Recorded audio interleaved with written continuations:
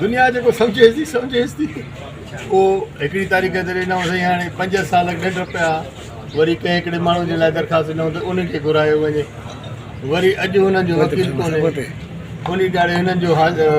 शायदि कोन हो अॼु हुननि जो वकील कोन्हे असां त चऊं था हलायूं हाई कोर्ट चयो आहे त हलायूं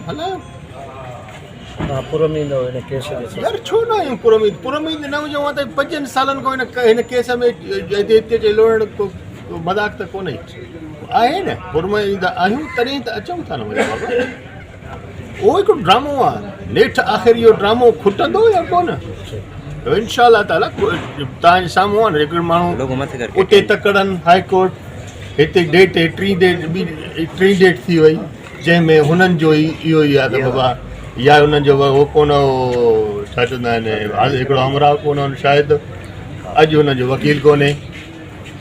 तकड़ त हुननि खे आहे त हलाइनि पंहिंजो वकील आणनि साईं फरियादी पारां जेको